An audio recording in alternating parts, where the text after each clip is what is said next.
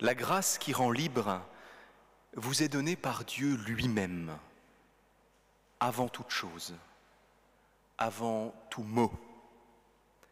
À travers la vie, la mort et la résurrection de Jésus-Christ, Dieu nous redonne vie. Seigneur, rassemble-nous.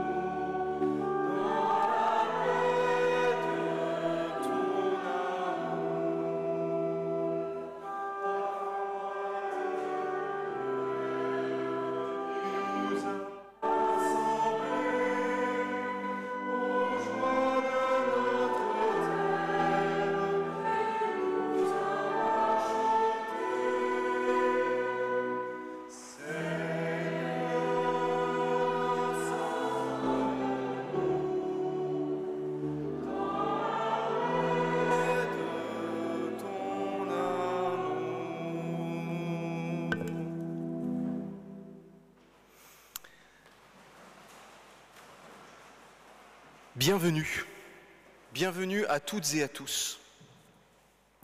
Alors avant de démarrer ce culte, j'aimerais dire un mot, juste un merci.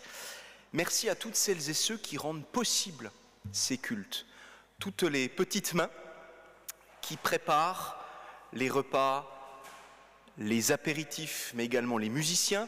Nous avons d'ailleurs la chance ce matin de vivre un culte musical comme à chaque culte, mais voilà, à deux instruments, l'orgue et la flûte. Merci à Laurent et Michel.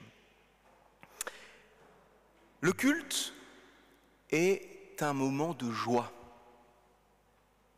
un moment où l'on peut se rendre disponible, et ce n'est pas rien dans nos vies agitées, disponible à l'écoute d'une parole qui ne vient pas de nous, qui nous traverse, nous nourrit, certes, mais qui ne vient pas de nous. Une parole qui nous offre un regard nouveau sur nous, sur les autres, sur le monde, un regard plus ouvert, pour une vie pardonnée, une vie renouvelée. Telle est la promesse du Dieu de Jésus-Christ pour nous, pour chacune et chacun d'entre nous. Par une parole donnée, confiée comme un souffle fragile.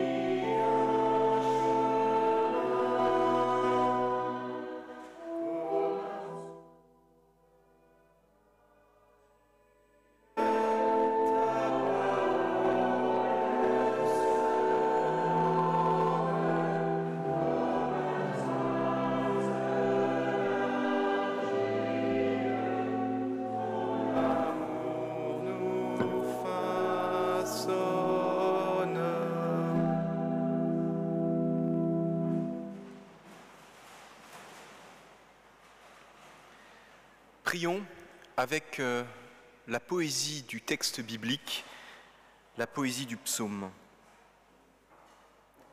Ô Dieu, toi mon Dieu, c'est toi que je cherche dès l'aurore. C'est toi dont j'ai soif. Tout mon être crie vers toi comme une terre aride réclame la pluie. Je te contemple en ton sanctuaire. Je demeure dans l'éblouissement de ta gloire. Ta tendresse vaut plus que la vie. Mes lèvres te chantent, oui, je te bénis tout au long de mes jours. Vers ton nom, je tends les mains, comme avec des gâteaux de miel, mon âme est comblée. La joie sur les lèvres, je chanterai ta louange. Je me souviens de toi au long des nuits, dans les veilles de la nuit, je pense à toi. Oui, tu es venu à mon secours. Je suis comme l'oisillon caché sous les ailes de sa mère, piaillant de joie. Mon cœur se blottit près de toi, ton bras est sous ma tête. Amen. Cherchez d'abord le royaume de Dieu.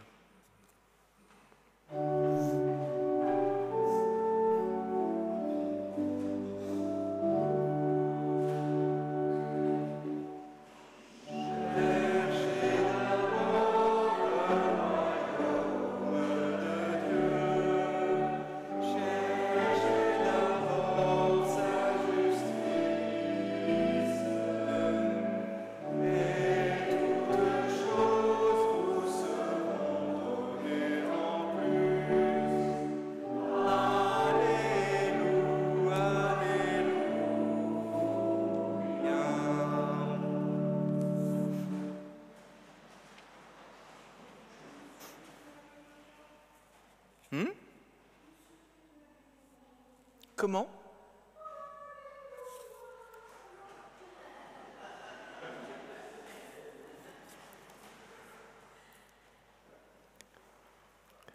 C'était pour voir si vous suiviez.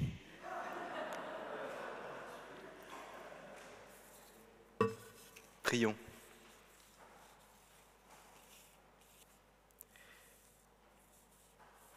Ô notre Dieu, tu le sais, toi. Malgré les apparences que nous nous donnons d'être calmes et accomplis. Tu sais bien que nous ne faisons pas trêve avec nous-mêmes. Tu sais bien, toi, qu'aux joies et au bonheur de la vie se mêlent parfois inquiétude, tourments et soucis. Parfois, oui, parfois, nous sommes dans le noir. Et toi, tu nous rejoins là, au cœur de notre cœur, dans le silence.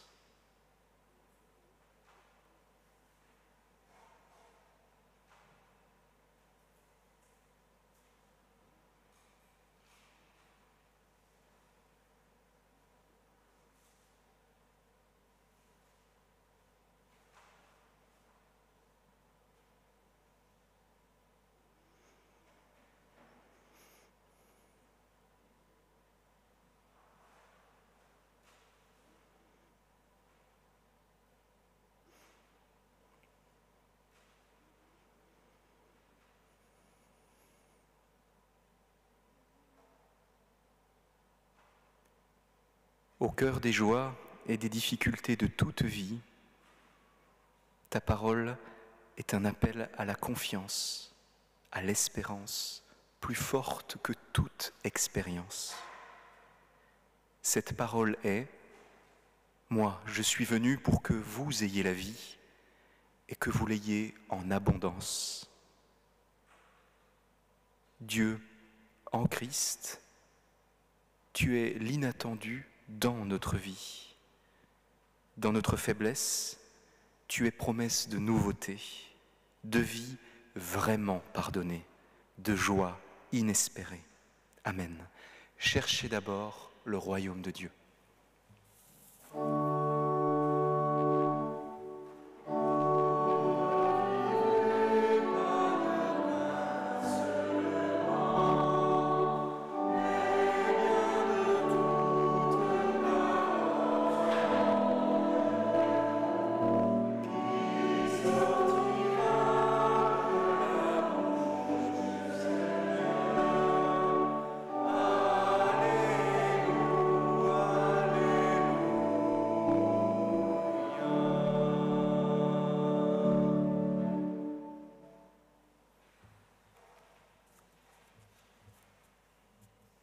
Prions. Dieu, toi qui en Jésus-Christ n'es pas venu condamner, mais sauver, puissions-nous avoir soif de ta parole, de ta présence. Par le mystère de ton esprit, tel que nous sommes, donne-nous d'écouter, à travers la parole humaine des Écritures, une parole de toi, une parole pour nous. Amen. Ouvrons à présent la Bible dans l'Évangile selon Matthieu et dans la lettre de l'apôtre Paul aux Philippiens.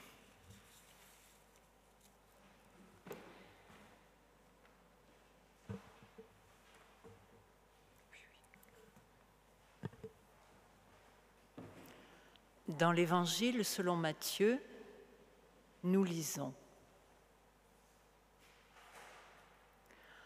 Le royaume des cieux est comparable à un trésor qui était caché dans un champ et qu'un homme a découvert. Il le cache à nouveau et dans sa joie, il s'en va, met en vente tout ce qu'il a et achète ce champ. Le royaume des cieux est encore comparable à un marchand qui cherchait des perles fines. Ayant trouvé une perle de grand prix, il s'en est allé vendre tout ce qu'il avait et il l'a achetée.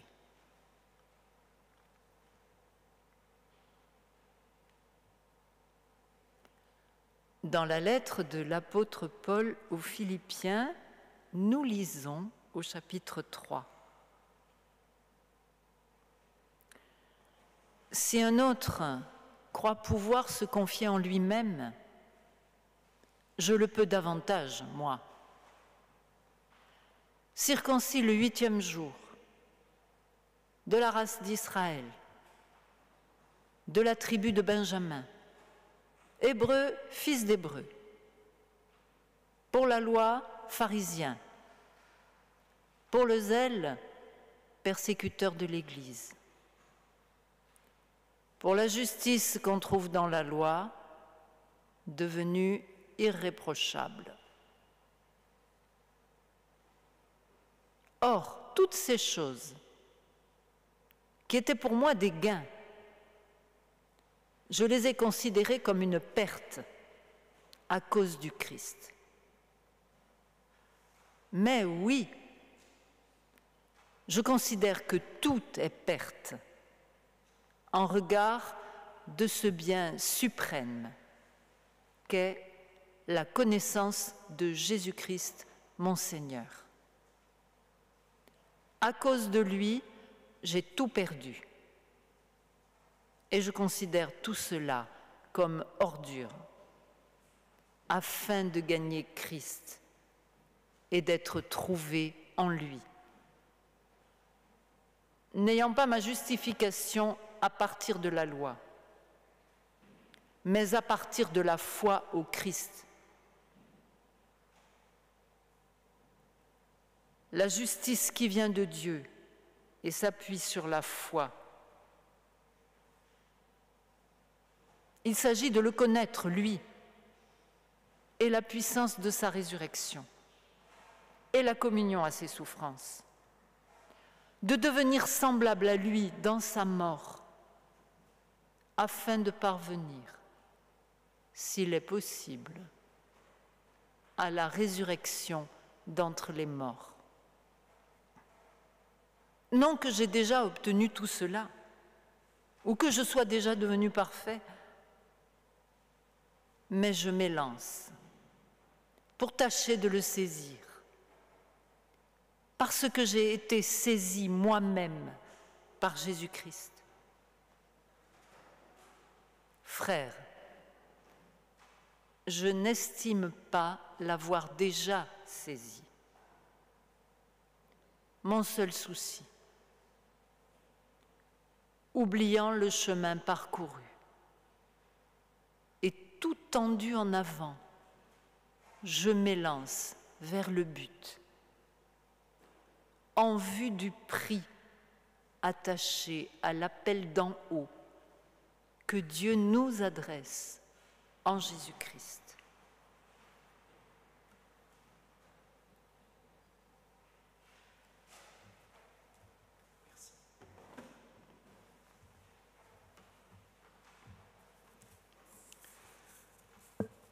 Confie en Dieu ta route.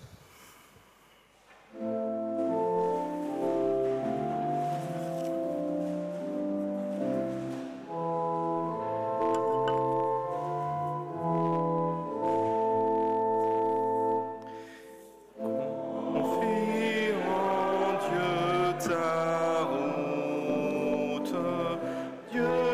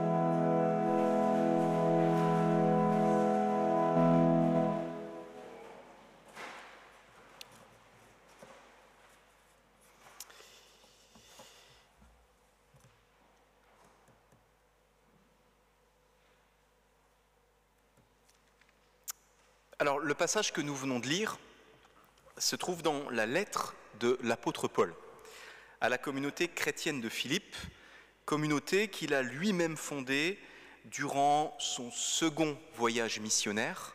Paul était un grand voyageur dans cette ville de Macédoine. Est-ce que vous m'entendez bien? Ouais? Ok. Alors, cette lettre qu'il rédige, alors qu'il se trouve quand même, il faut le noter, en prison. En prison probablement à Éphèse ou à Rome, on ne sait pas trop. En tout cas, la majorité des spécialistes estiment qu'il devait se trouver dans la ville d'Éphèse. Il remettra donc cette lettre à son ami Épaphrodite, envoyé par les chrétiens de Philippe, de la ville de Philippe, pour lui venir en aide, alors qu'il se trouve dans une situation des plus critiques. Alors cette lettre, comme il était de coutume sous la plume de Paul, est donc destinée à être lue de vive voix. En fait, c'est assez récent finalement que nous lisions les lettres de Paul pour nous, dans une lecture, je dirais, personnelle. À l'époque, c'était vraiment des écrits de circonstance et qui étaient destinés véritablement, non moins à la lecture personnelle qu'à l'énonciation publique. Un petit peu comme nous avons fait ce matin, avec les passages que Hélène a lus. Alors, le théologien Christian Grappe nous rappelle que c'est la joie qui apparaît comme étant le thème central de ce récit, de cet écrit, que la tradition aura même considéré, par voie de conséquence, comme l'épître, autrement dit la lettre, de la joie. Alors, c'est déjà étonnant au vu de son contexte de rédaction. Je rappelle que Paul est quand même en prison. Bon, il n'y a a priori pas vraiment de raison de se réjouir. Donc déjà là, il y a une question, vous voyez? Donc, de quelle joie, c'est la question que je me suis posée, de quelle joie est-il question dans cette lettre? Alors, je vous propose d'en revenir un peu au texte. Paul, et il l'écrit lui-même, on l'a entendu tout à l'heure, il a de très bonnes raisons de croire en lui. Il est citoyen romain, né d'une famille juive et défenseur zélé de la loi, jusqu'à devenir, en toute bonne conscience, un irréprochable persécuteur. Je cite dans le livre des Actes, « Persécuteur, ne respirant toujours que menaces et meurtres contre les disciples du Seigneur. » Mais à ses yeux, il était, et aux yeux de la loi religieuse de l'époque, c'est pas de la mauvaise foi, irréprochable. Mais c'est déjà intéressant, voyez. Jusqu'à, en tout cas, irréprochable persécuteur, jusqu'à sa rencontre avec le Christ sur le chemin de Damas, qui nous est d'ailleurs raconté dans les Actes. Alors, Saul devient Paul, devenu Paul, est saisi par un événement inattendu donc nouveau, qui le bouleversera en profondeur. De destructeur, il devient constructeur. Au nom de celui qui deviendra, contre toute médaille, aussi brillante et valorisante soit-elle, son ultime référence, dit-il, Jésus-Christ. Son ultime référence, Jésus-Christ.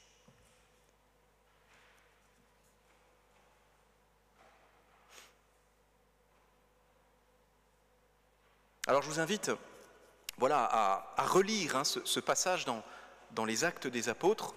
où il est question de la conversion de Paul. C'est très court, hein, et c'est tout à fait intéressant, mais effectivement, ça peut nous laisser peut-être un peu dubitatif. Un tel récit de conversion spectaculaire pourrait certes susciter tantôt la méfiance des uns, tantôt l'admiration des autres. Pourquoi pas? Mais le miracle, selon moi, voyez, c'est le changement de perspective. Le changement de perspective de cet homme saisi malgré lui. De façon d'ailleurs presque passive. Dans les Actes, c'est très clair, il ne s'y attend pas du tout, il n'a rien fait pour ça. Bien au contraire. Il est comme saisi, de façon presque passive, un événement qui fera qu'il orientera concrètement sa vie différemment. Je cite encore le livre des Actes, « Tous ceux qui l'entendaient en restaient stupéfaits ». C'est Luc qui l'écrit dans les Actes. On peut d'ailleurs imaginer le choc que ce fut pour les chrétiens et ses alliés de l'époque. Ils se dirigent vers Damas pour capturer des chrétiens. Sur le chemin, il vit une conversion mystérieuse. Il se retrouve à Damas pour prêcher l'Évangile. Mais on ne peut... Imaginons un peu comment les réactions que ça a pu susciter. Voyez ? Bon. Paul n'en deviendra pas parfait pour autant. Bien au contraire. Et d'ailleurs, si on suit le mouvement du texte, il y a quelque chose de très surprenant. La représentation qu'il aura de lui-même pourrait nous paraître étonnante. D'irréprochable, il se découvrira imparfait. C'était avant sa conversion qu'il s'estimait irréprochable aux yeux de la loi. Après sa rencontre avec le Christ, il le dit lui-même, « Je ne suis pas parfait pour autant ». C'est une évolution presque renversée. D'irréprochable, d'accompli, d'arrivé, de plein, il devient manquant. Il devient imparfait. Il n'est pas arrivé. C'est intéressant. Imparfait, il le dira, je ne suis pas parfait, non pas pour sombrer dans la honte ou la culpabilité, bien au contraire. Fort d'une dignité nouvelle, car non plus conquise à grand-peine, mais reçue. Je crois que là, on est au cœur de ce qu'on peut appeler la foi. Une dignité nouvelle, car non plus conquise, mais reçue. Je crois que ça change tout. Paul est rendu capable d'un courage nouveau. Il en faut du courage pour ne plus se dire parfait. Et surtout, oser le vivre. Le dire, c'est une chose. Se laisser apparaître tel que nous sommes dans nos limites, dans notre vulnérabilité, c'est autre chose. Il est rendu capable d'un courage nouveau, proche de la définition de l'humilité que donne la philosophe et psychanalyste Elsa Godard, dans un livre intitulé « Les vies vides ». Je la cite, « L'humilité qui doit être comprise non comme une manière de se présenter en se rabaissant soi-même, mais au contraire comme l'expression réaliste de soi. Une humilité comprise non comme culpabilité ou honte, mais comme l'expression réaliste de soi. Cette sincérité avec soi-même, dont Paul d'ailleurs témoigne, je crois, dans bon nombre de ses lettres, serait moins le salaire d'un mérite, d'un diplôme, d'une médaille, d'une compétence, que le signe d'une respiration retrouvée. Souvenons-nous, dignité nouvelle, car reçue et non plus conquise. Respiration retrouvée, la dignité de la vie humaine, hors de toute logique de mérite, est le fait non d'une qualité humaine, d'une morale, aussi vertueuse soit-elle, mais de la seule considération de Dieu. L'être humain est juste uniquement car Dieu le tient pour tel. L'être humain est juste uniquement car Dieu le tient pour tel, écrit le théologien protestant Marc Vial, qui commente en fait Martin Luther, et qui aura fait, si vous voulez, de ce retournement existentiel le cœur de la réforme protestante. Dieu est celui qui vient nous dire à chacune et chacun d'entre nous, à mes yeux, tu es digne. À mes yeux, tu es quelqu'un de bien, et nous n'y pouvons rien.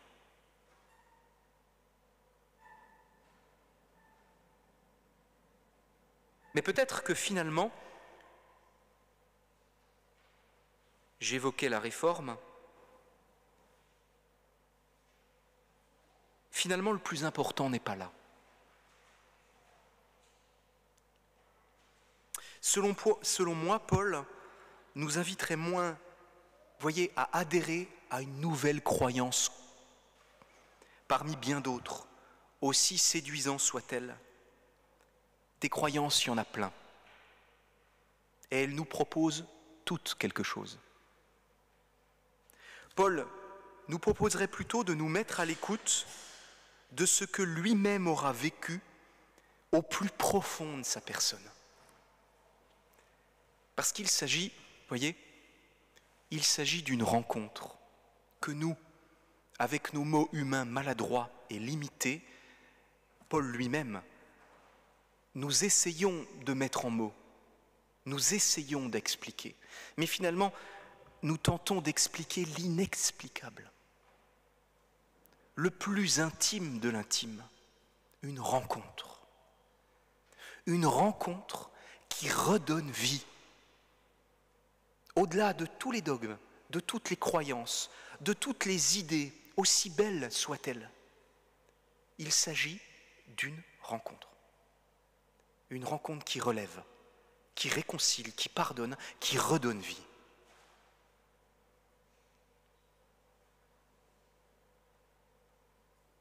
Une rencontre qu'il aura vécue au plus profond de sa personne, un bouleversement existentiel pour un changement de référence. Une rencontre effectivement vécue avec le Christ.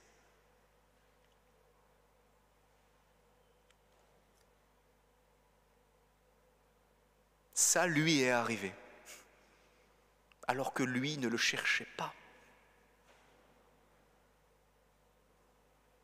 Ou pas comme ça. Il n'a rien saisi ni compris. Il a plutôt été saisi, lui, l'expert de la loi, lui, le pharisien zélé. Il n'a pas saisi son Dieu, il a été saisi par ce qu'il ne connaissait pas, par une réalité extérieure à lui qui l'aura bouleversé et libéré en profondeur. Lui, l'expert, le savant, qui croyait voir et savoir, se retrouve aveugle. On peut l'interpréter de façon tout à fait littérale, c'est possible, mais on peut aussi en avoir une lecture symbolique, de ce passage dans les Actes des Apôtres. Et je vous laisse vraiment cette possibilité à votre appréciation. Il se retrouve aveugle sur le chemin de Damas, je cite en Actes, « Les yeux ouverts, il n'y voyait plus rien. » Paul cessa alors de croire qu'il savait. Paul est saisi par la foi. Mais bien sûr, le mystère demeure toutefois. Nul ne saurait véritablement l'expliquer. Et ne sommes-nous pas nous-mêmes comme plongés dans ce mystère, celui de toute vie finalement? Ne sommes-nous pas nous-mêmes mystère pour nous-mêmes?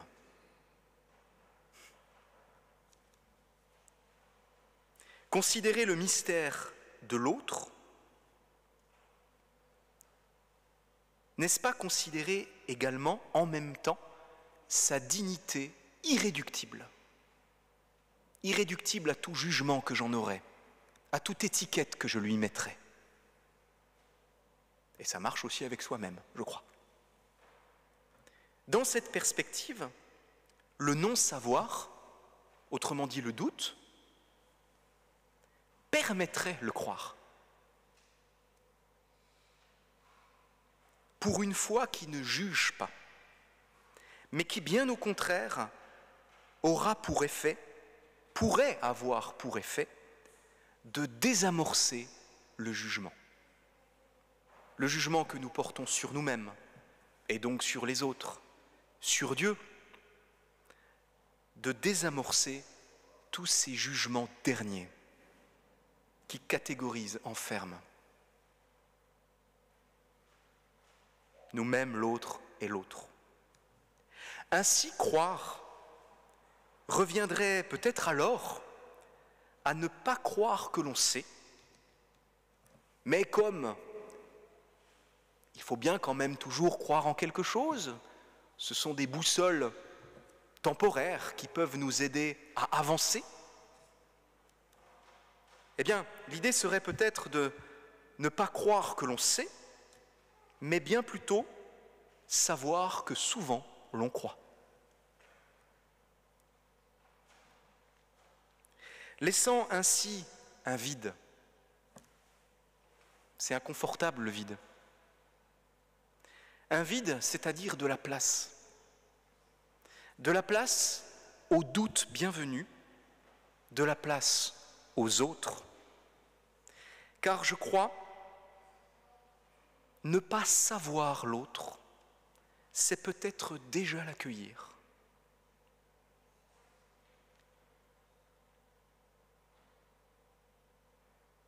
Ne pas se savoir, c'est peut-être déjà s'accueillir soi-même. Ne pas savoir Dieu,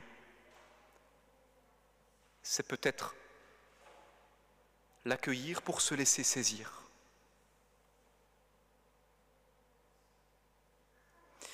Laisser de la place, c'est aussi accueillir la vie, l'imprévu, la surprise et l'inattendu. Pour une joie, puisqu'il était question de la joie, pour une joie nouvelle, nouvelle pourquoi? Nouvelle car non su. Ce que je sais n'est pas nouveau. Une joie nouvelle car non su, c'est-à-dire une joie qui fréquente l'incertitude.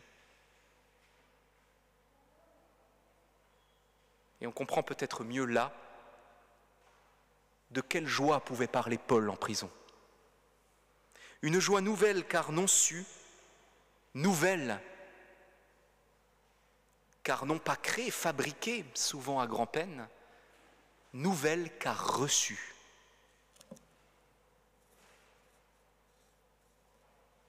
Et la bonne nouvelle,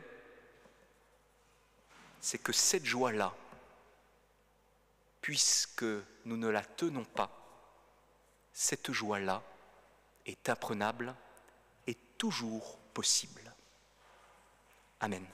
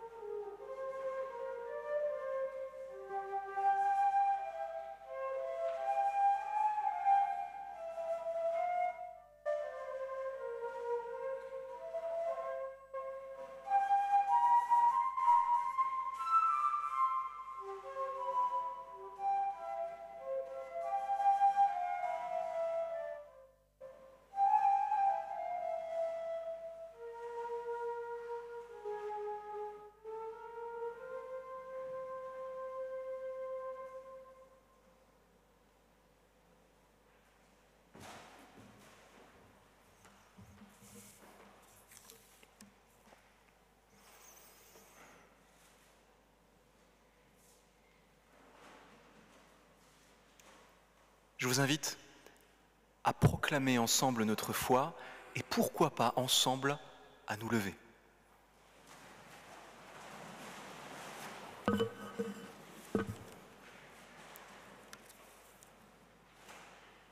Je crois en Dieu, le Père Tout-Puissant, Créateur du ciel et de la terre.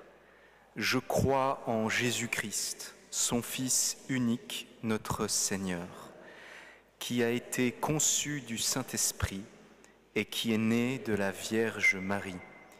Il a souffert sous Ponce Pilate, il a été crucifié, il est mort, il a été enseveli, il est descendu aux enfers.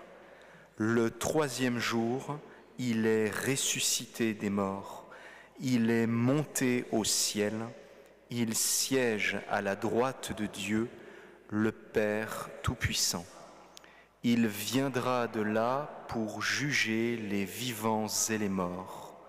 Je crois en l'Esprit Saint, je crois la Sainte Église universelle, la communion des saints, la rémission des péchés, la résurrection de la chair et la vie éternelle. Amen.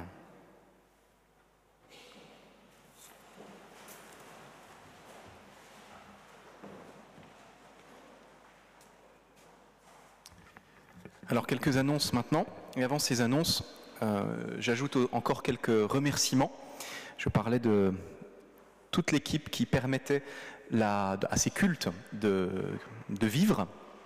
Il y a aussi Katia et Caroline qui réalisent chaque semaine les visuels projetés au culte. Voilà, donc un grand merci à Katia et Caroline. Voilà, c'est donc le travail de Katia cette semaine. Merci à toi Katia. Voilà. Merci également pour les lectures à Hélène. Et bien entendu, voilà, parce que je crois vraiment que c'est important, on a quand même la chance, tous les dimanches, il faut dire, et aussi à l'occasion des autres occasions, d'avoir des créations créatives, florales, grâce au talent d'Isabelle et de Violette et de Gérard qui est là. Voilà. Ça c'est le risque, c'est le jeu quand on cherche à nommer nominativement tout le monde. Voilà. Eh bien, c'est un risque que j'ai pris. Voilà. Parce que je voulais le faire. Voilà. Un grand, grand merci à vous. Alors, dimanche prochain, et puis, bien sûr, Louis Robert pour la vidéo, parce qu'il y a toute une équipe qui s'organise aussi pour la vidéo, le film.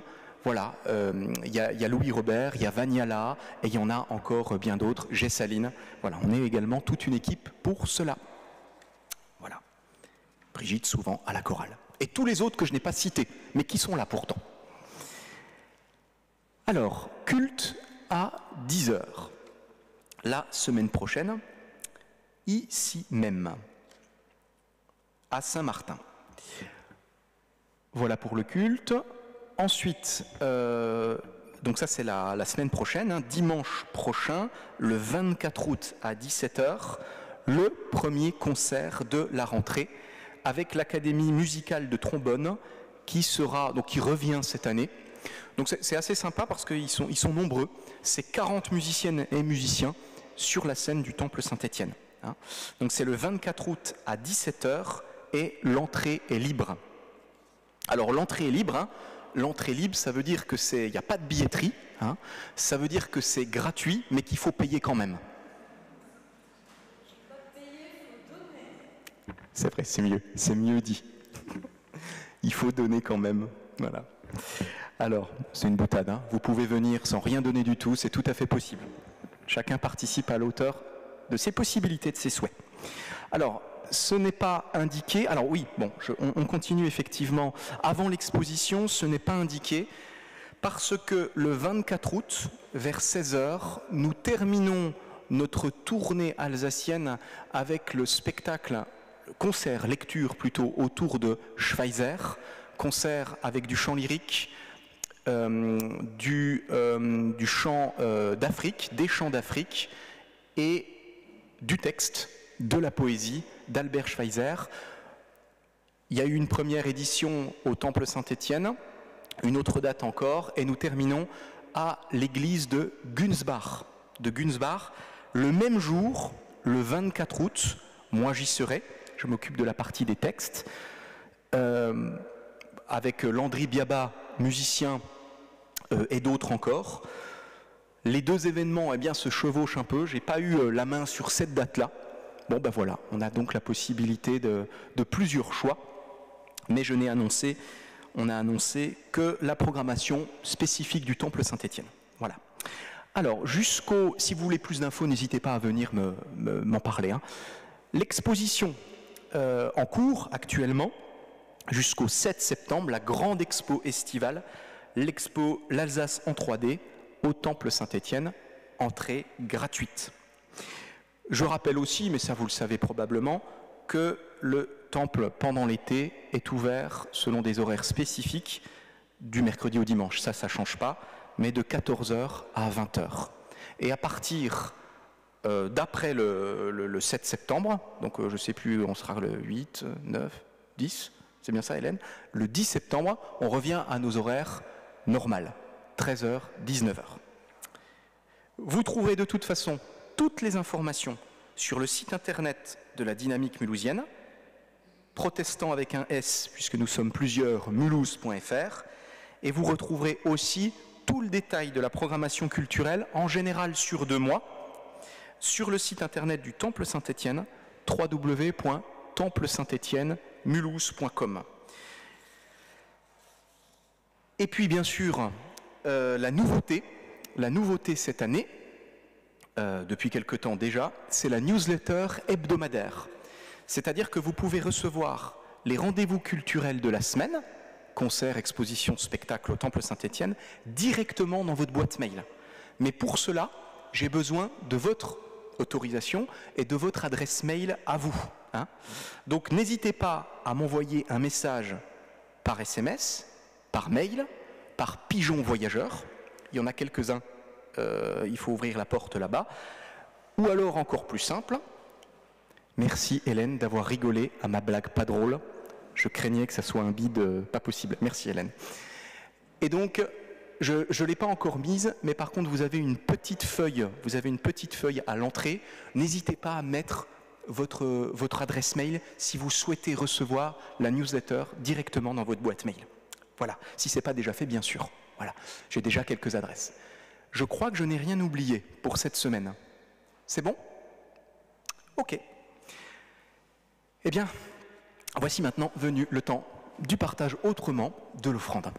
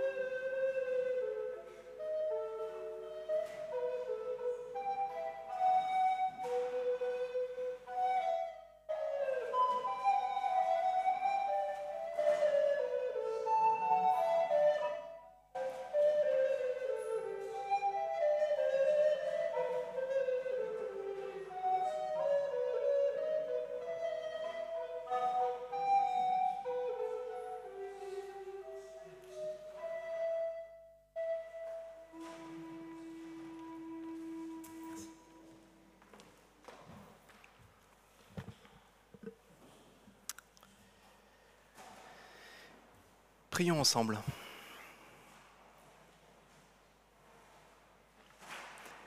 Seigneur notre Dieu, toi l'au-delà de tout, donne-nous soif de toi. Puisse cette soif ne jamais cesser. Par elle, tu nous appelles à nous relever pour marcher à nouveau dans la confiance, dans l'espérance qui dépasse tout, plus forte que tout doute, que toute déroute, que tout jugement. Si tu nous laisses la liberté de nous détourner de toi, jamais toi, tu ne te détournes de nous. Nous sommes sauvés, sauvés de la toute-puissance de la peur, de la culpabilité. Dans les tempêtes de la vie, tu es la confiance au-delà de nous et pourtant en nous, plus forte que tout. Seigneur, toi qui sans cesse nous accueilles, donne-nous le courage d'accueillir celle et celui qui n'est pas nu, qui n'est pas nous, l'autre, notre prochain, celle et celui qui nous est donné chaque jour de rencontrer. Nous qui sommes des sauvés, des réhabilités, par ton regard, donne-nous d'accueillir l'autre sans jugement dernier. Libère-nous, toi le Dieu de l'inaccessible vérité, de nos certitudes si souvent erronées. À toi qui souffles la vie, merci. Merci pour cette soif qui nous donne de nous relever pour accueillir et aller vers, et par laquelle nous apprenons le courage de vivre par toi, vraiment justifié, vraiment réhabilité, vraiment sauvé. Et ensemble, d'une même voix, dans la différence de nos voix, nous voulons te prier en nous levant.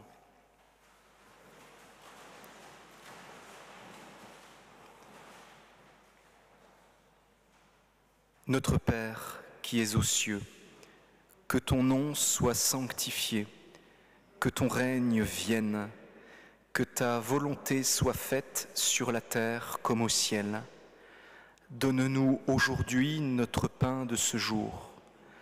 Pardonne-nous nos offenses, comme nous pardonnons aussi à ceux qui nous ont offensés. Et ne nous laisse pas entrer en tentation, mais délivre-nous du mal.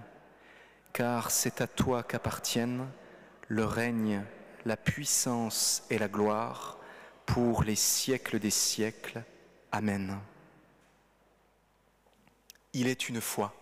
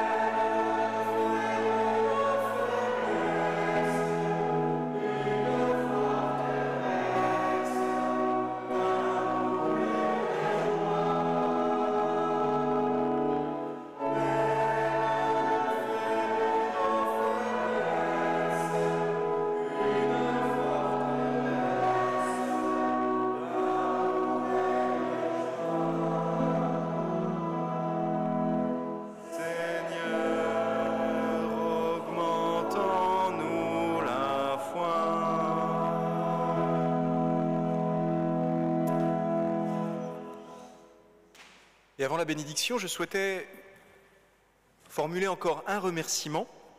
Alors je suis parti en camp jeune avec quelqu'un que vous connaissez bien, pour ne pas nommer Jean-Mathieu Tallinger, il y a quelques semaines, et ensuite je suis parti en congé. Et donc c'est Brigitte qui s'est proposée, qui a accepté de s'occuper de la gestion, d'être référente au Temple Saint-Étienne, donc voilà, qui a fait un énorme travail pendant 5 semaines, on peut le dire. Un grand merci à toi, Brigitte, voilà, au nom également de toute la commission et de la communauté. Recevons maintenant la bénédiction de Dieu sur nous, pour nous. La paix, la joie du Dieu de la vie qui dépasse tout est pour chacune et chacun d'entre nous. Va en paix, car chaque jour, celui qui est Père, Fils et Saint-Esprit est avec toi. Amen.